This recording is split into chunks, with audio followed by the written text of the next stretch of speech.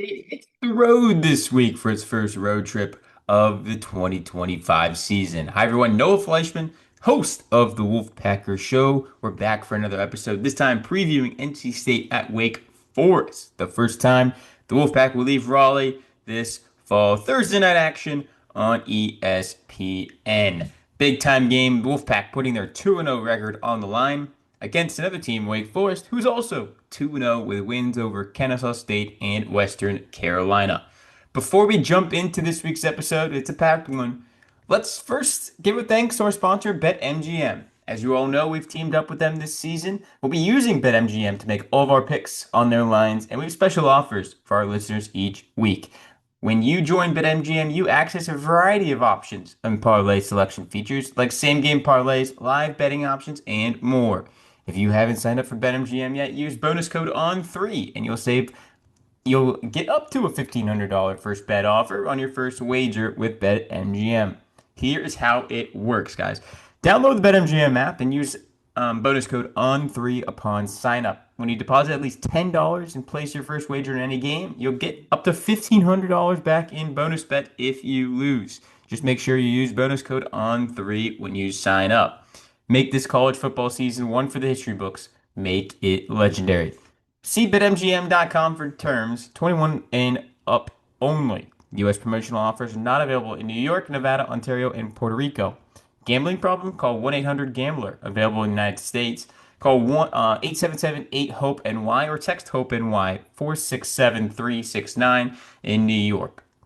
Call 1-800-NEXT-STEP in Arizona, 1-800-327-5050 in Massachusetts, 1-800-BETS-OFF in Iowa, and 1-800-981-0023 in Puerto Rico. First bet offer is for new customers only, subject to eligibility requirements. Rewards are non-withdrawable bonus bets that expire in 7 days in partnership with Kansas Crossing Casino and Hotel. Don't forget, if you haven't signed up yet for BetMGM, use bonus code ON3 and get $1,500 first bet offer today. So NC State, as I said, on the road for the first time this year, playing at Wake Forest, a place that hasn't treated the Wolfpack well in recent history. NC State looking for its first back-to-back wins in Winston-Salem since 1993-1995. Otherwise known as none of the players on the field were born then. That just tells you how long it's been since NC State has won back-to-back trips. It did win in 2023 when it went to Winston-Salem. Wake, though, returned the favor, gave NC State a loss back in Raleigh last season, the game that ended Grayson McCall's career with his second concussion, started the C.J. Bailey era, and now the Wolfpack had a chance to avenge that loss. NC State as a whole 3-9 in Winston-Salem since the year 2000. And in Raleigh, US, they're 10-3 in that same stretch. So this is obviously a series that favors the home teams. It's one of the longest running in college football, the second longest continuous rivalry going back to 1910. So these two teams know each other well. They don't really like each other. It's not as big of a rivalry, I think, NC State, North Carolina is in football, but this is a spirited one. And this is one that teams really want to win. Jake Dickert, first-year head coach at Wake Forest, his first introduction to a Big Four game coming in this one. As I said earlier, Wake Forest is 2-0, wins over Kennesaw State, one of the worst teams in FBS. They won 10-9 in the opener, and then blew out Western Carolina in its FCS game last week. So to preview the game, we were joined by Connor O'Neill of Deacons Illustrated, a part of the On3 network. So let's kick into the conversation. We'll be back on the other side with predictions and a little bit more. We're joined by Connor O'Neill of Deacons Illustrated to preview Wake Forest as NC State and Wake Forest gets set to play on Thursday night. Connor, how are you doing? Good, no. Looking forward to this being back-to-back weeks, the start with Duke next week. So Yeah, you'll you see a lot also of me covered here. exactly. You covered Duke as well, so we'll see a lot of Connor over the next week or so between Wake Forest and Duke being the two road games for the Pack this next 2 weeks. Connor, though, Wake Forest opens this year with a new team, new coach Jake Dicker. What has been your first impressions just on what he's done in his time in Winston-Salem? I think you have to start with the vibe shift. There's a lot more energy around this program than there was the last couple years, and it's probably obvious to even outside observers that the energy had gone a little stale with back-to-back 4-8 seasons at the end of Dave Clawson's tenure. But it's one thing to view that from the outside. It's another thing to have the guys inside the program also tell you that they were not thrilled with the direction of the program. Things had gotten, like I said, things had gotten stale. It was, we've had Demond Claiborne tell us a couple times that it's been a little bit easier to bring yourself to practice. Like he gets a little more fired up for practice. And he was saying that in the spring. He said that in fall camp. So it's just a little bit different vibes. That whether that plays out in a more successful season, we'll see. Like Wake is already halfway to their win total of the last 2 years, but they've also played an FCS team and a team in its first season as an FBS member. So I don't know how much we really know about tangible results for Wake right now. Yeah, you mentioned Demond Claiborne, the running back that kind of makes everything roll for Wake Forest. How big is his return been? 'Cause I know he missed most of that Kennesaw State game in week one. Yeah, it's kind of to borrow a phrase from Aaron Beard with the Associated Press. When you build the whole plane out of Demont Claiborne, speaking to Wake's offense, and then he plays 4 snaps in the season opener, you kind of don't get a full picture of what their offense could be.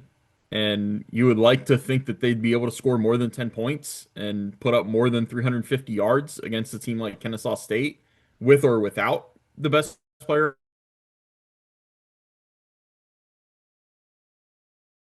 probably a bruised rib or bruised ribs. That was the injury. Uh, and carries the ball 10 times for 193 yards and 3 touchdowns. Um, you get a little bit more of a full picture of like, okay, that's how important this guy is. That's how much of a difference maker, game changer. He's a home run hitter who is a threat to score every time he puts his hands on the football. Um, State saw that last year at NC State. He basically, I don't know if carried is the right term, but he was certainly the main factor in Wake stealing one in Raleigh last year. Yeah, the ACC is no stranger to him at all. What has made him so successful? Or what did he find success against Western Carolina defense and being able to get almost 200 yards on the ground?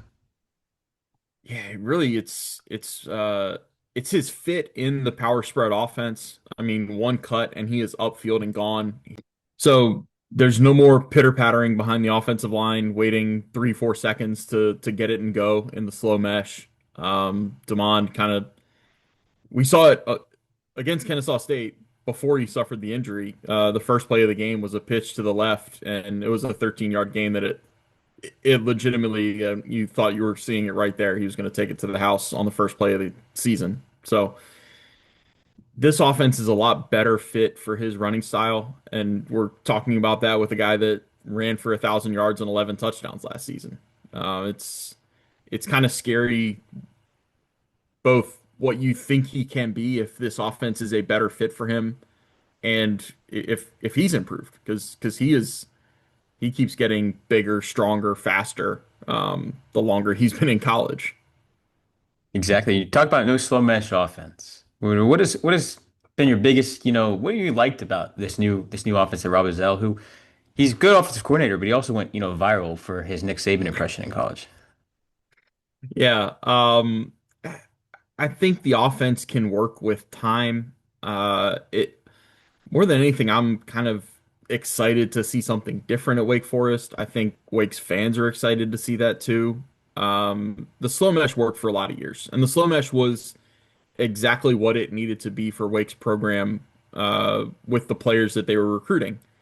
But Jake Dickert doesn't want to recruit the same developmental projects that Dave Clawson did. You kind of have to change things up in the transfer portal era. You have to be able to bring in a guy like Melvin Siani from Temple, who's a 330 pound left tackle. You have to, they brought in Falili Faamoe. He plays right tackle. He was the big time transfer that they got to follow from Washington State.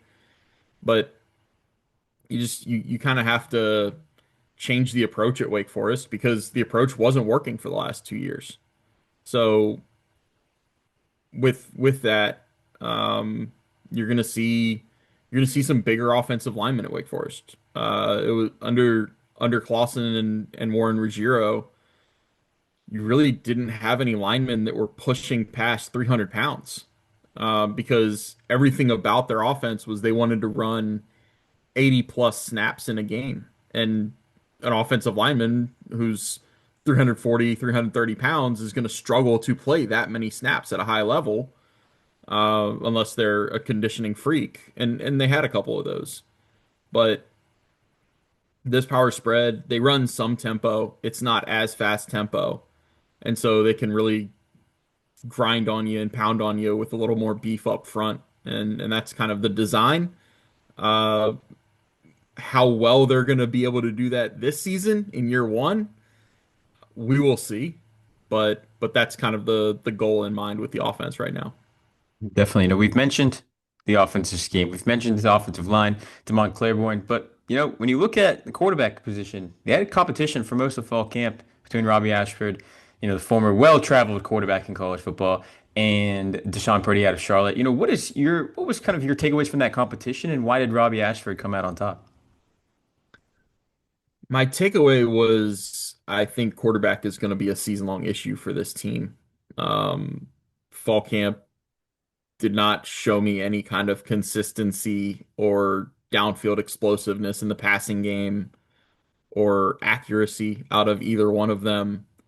Um, Robbie Ashford is almost reluctant to even push the ball down the field. Deshaun Purdy would push the ball down the field a little more, but often into places where you should not be throwing the football, where there's defensive players. So I think where Wake landed with the decision to go with Robbie Ashford is okay, if you're gonna run this power spread, if you know that Damon Claiborne is your engine, if he's your straw that stirs the drink, put the other runner back there. And when you run RPOs and zone reads and that kind of thing, you have the more dangerous runner at quarterback because Robbie Ashford he's a dynamic athlete. He might not be the best thrower of the football, but he's one of the fastest, if not the fastest quarterback I've covered in college. He's dynamic when he gets in the open field. He had the first touchdown against Western Carolina was a I think 41-yard touchdown run. Um, the only touchdown they scored against Kennesaw State was a 5 or 6 yard run by him where he got flipped over and scored on his back in the end zone. So he's a he's a good runner. He's not as good of a thrower as Deshaun Purdy, but Purdy would put the ball in harm's way a little bit more often, and I think Wake kind of went with the measured slash calculated choice of let's go with the guy who's a little more ball secure, and let's go with the guy who can run the ball better. Definitely. NC State's run defense has been a tale of two games so far. First game, they only gave up 30 yards on 29 attempts. And then that was against East Carolina. And then this past week against Virginia, 257 yards as the Cavaliers got rolling. Is that something you think Wake Forest tries to exploit on the ground? I guess they kind of have to with this offense. Yeah, I don't know if Wake's offense is even in a position to say they can pick one or the other. I think it's this is what we're good at. This is what we're going to try to do. Um, there's not much trickeration that goes into it. I mean, the some of the biggest pass plays I think could be screen passes or the little pop passes where the ball is literally in the air for about a quarter of a second with a slot guy coming on a jet sweep.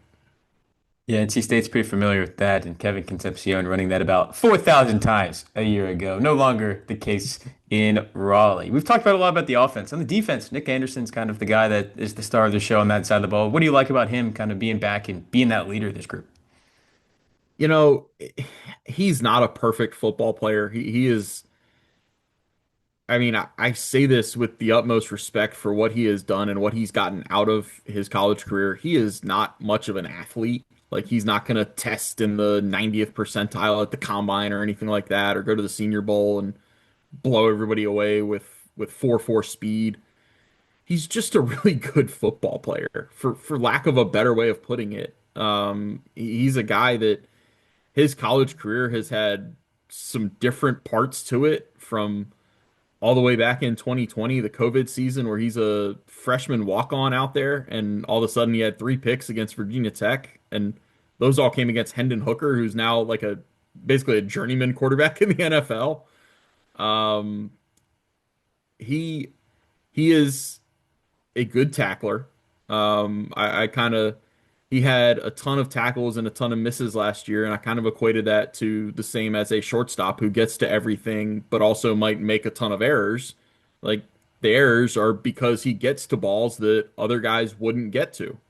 Nick Anderson missed tackles, but some other safeties just wouldn't get there. And that's because he's of his anticipation. That's because he's seen so much in college football. He is so experienced. He's such a student of the game, to throw that white boy cliche in there about a white safety. But he is a savant, and he's grown up. I think he's had 4 different defensive coordinators, or at least 3 different coordinators and 4 different defenses that he's played in his career.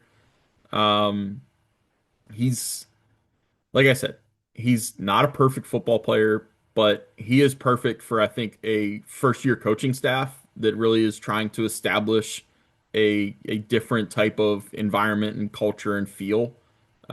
He's done everything that they could ask of him.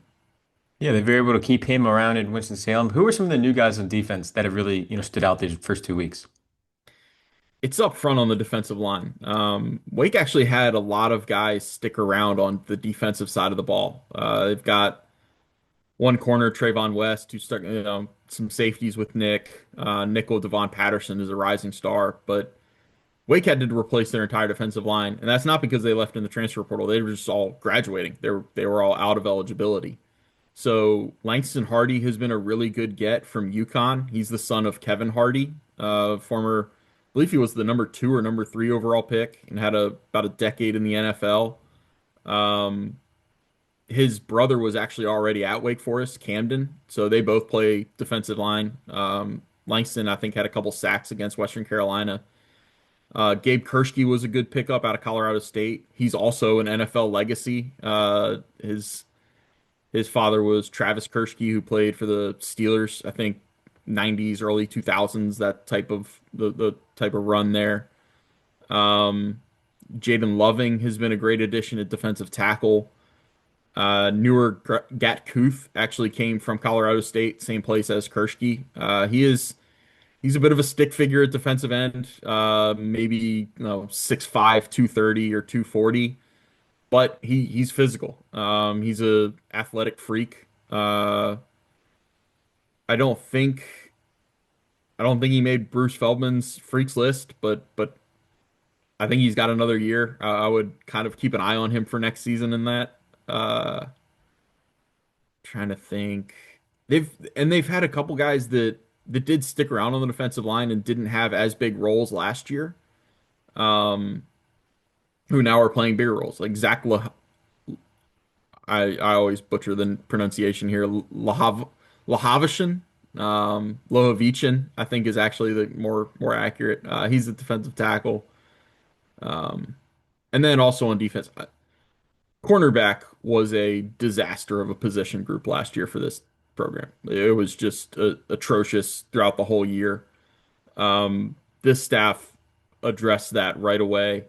Ladarius Webb Jr., another NFL legacy, has come in and played well. Ashad Williams has played well.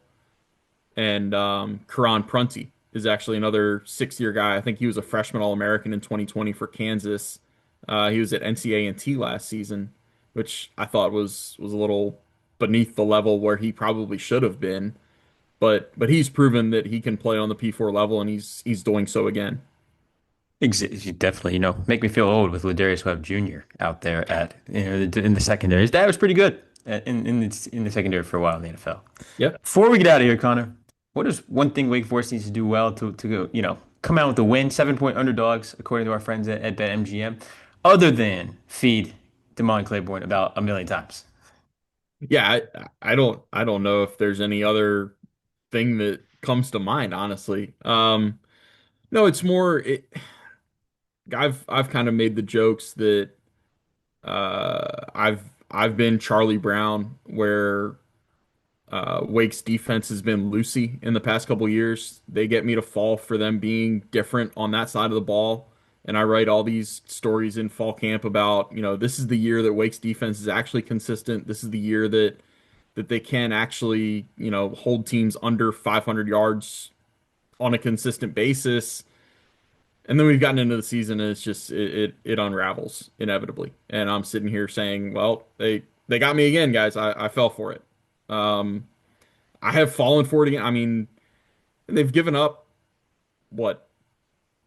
What was the final score? 42 to 10. They've Yeah. given up they've given up 9 and 10 points. Um, that comes with a caveat. Like Western Carolina and Kennesaw State, if you combined their offenses, they might not have the talent level of NC State, but I do think this is a better Wake Forest defense.